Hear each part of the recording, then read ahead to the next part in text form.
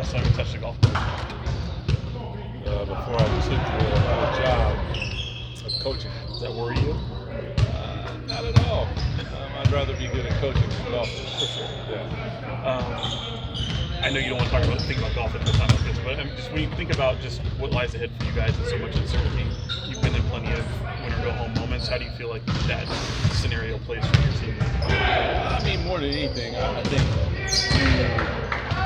you embrace the moment and enjoy it. Like, because if you don't, all the other things that go against you, it's the ability to get stiff and tight, and all these things that we're not about. So I want them to have fun, be serious about what we're doing, pay attention to detail, all those different things, but at the same time, come out here and have fun, put on a show. Speaking of, you have postseason experience as a coach, but even as a player, how much do you draw back on those previous experiences that you were playing and try to implement different things that help you with this group? I think a lot of that comes into play because if the players haven't experienced it, you talk to them about it. Certain scenarios you talk about. So all that different stuff comes into play. Sometimes, like practice-wise, you might understand how it comes into play. During the game, you don't really know when and how it's going to come into play sometimes. It's just little things that you might see and you're able to help one of your players with. And then even teammate to teammate, encourage them to, if you've been in moments before, explain to them the value of it and valuing the basketball and all those different things. It's all those experiences, this is what it's all about. It's like one of those instances where, like Jay Crowder, for example, a lot of playoff experience, kind of lean on those guys to try to share with his teammates. Definitely. You talk to a guy who has a lot of experience because those moments inside of them, you're trying to do the right thing. They can become big in the moment, but then when you break it down, it's just basketball. So you just want to, are there some different things that I should look for, different cues and stuff. And that's really the type of stuff that you're sharing with the players. But at the same time, when it goes peer to peer, it's always good. It's always good. and as a player, you had the luxury of playing in front of these fans in Sacramento throughout all your postseason runs. How big do you think these fans are going to be tomorrow, and how much do you feel that's going to energize and, really set the tone for this team?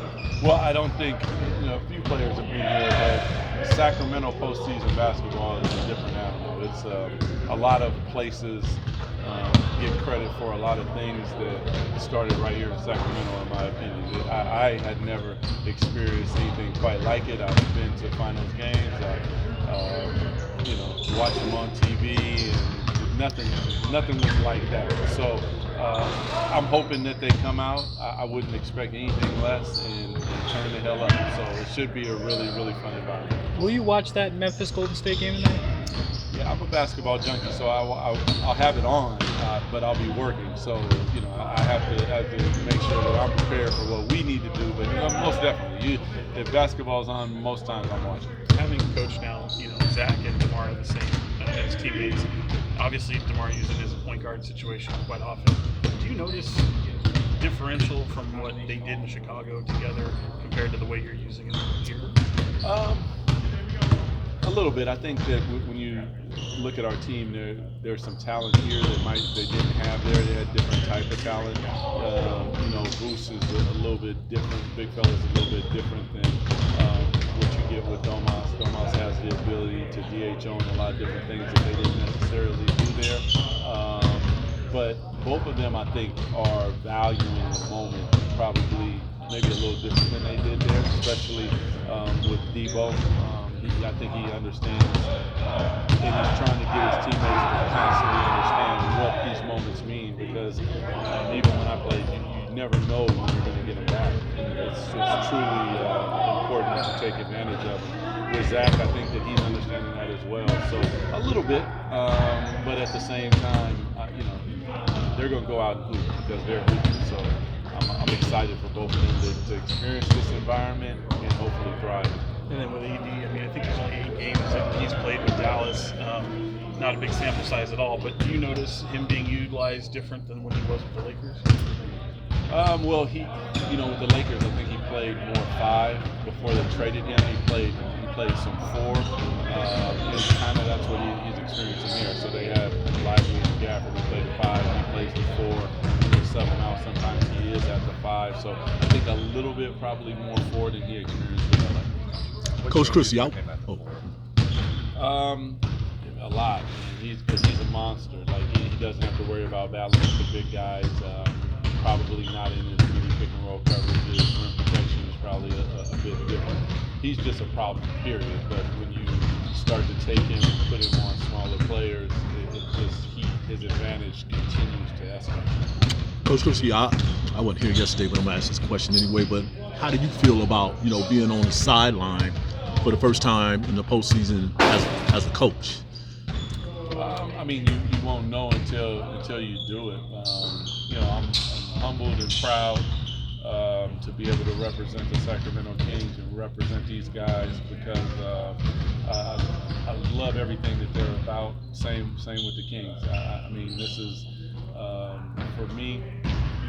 It's about trying to accomplish something that we got really close to as a player and as a team as a player on that team, but wasn't able to do it. So every opportunity to play in the postseason, I relish it in the highest regard, and obviously in front of our fans is ultimately incredible. So it's going to be a lot of fun. What did you think about what happened here with the Stockton group last night?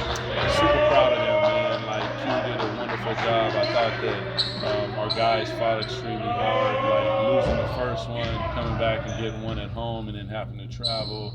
IJ going down on a red eye, guys there. Like, it's big time. I mean, those are the building blocks for everything that we do. Like, we have a championship down in Stockton, and I know those guys are extremely proud. I know Stockton is, and I know all of our Kings fans are proud of it for sure. It's so